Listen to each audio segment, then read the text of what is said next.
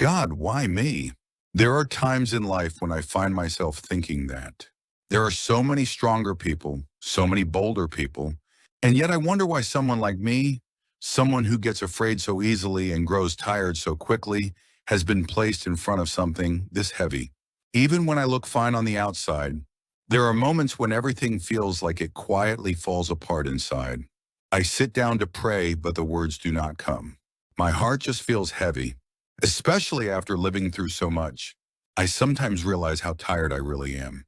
Holding a family together, carrying children in my heart, swallowing pain in relationships and moving on as if nothing happened.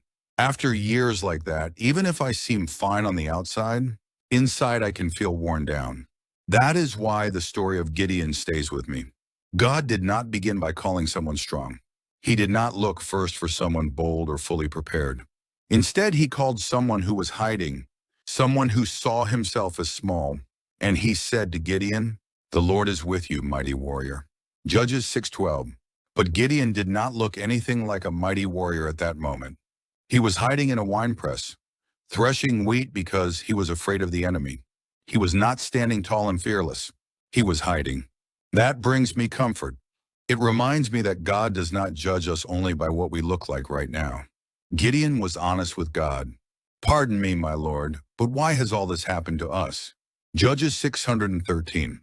And then he said, "I am the least in my family." Judges 6:15. That confession does not feel strange to me at all. I have felt that way many times in life. Too small, too weak, not confident enough, not enough for what is in front of me. And yet God did not push Gideon away.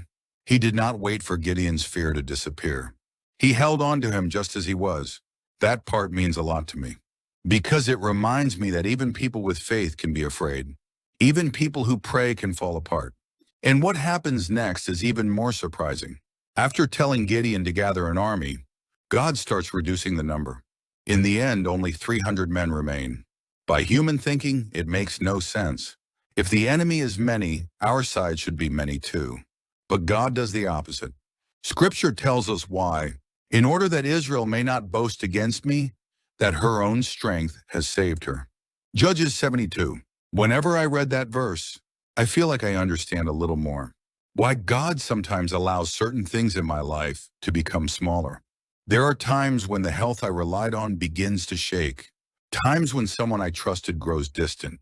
Times when things I thought would work out suddenly stop. And in those moments I ask, why now? Why like this? But maybe God is not trying to crush me. Maybe he is gently teaching me to let go of the things I had been leaning on.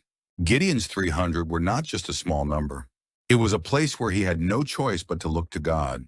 He could not feel secure because of people. He could not trust his own strength. He could not calculate his way forward. He had nothing left to hold on to but God. And it was there that God worked. Whenever I read this story, I find myself looking back on my own life and wondering if I too have had seasons like those 300.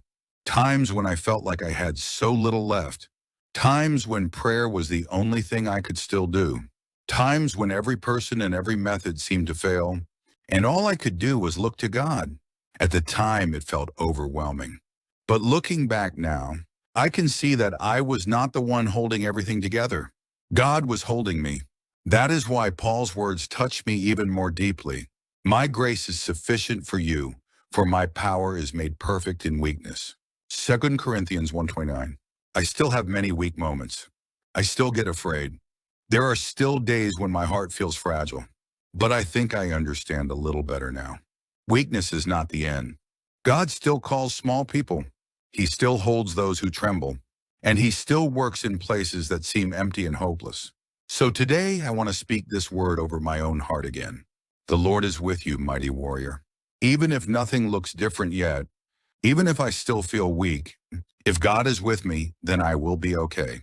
Maybe the season when I felt I had the least strength was actually the season when God was closest to me.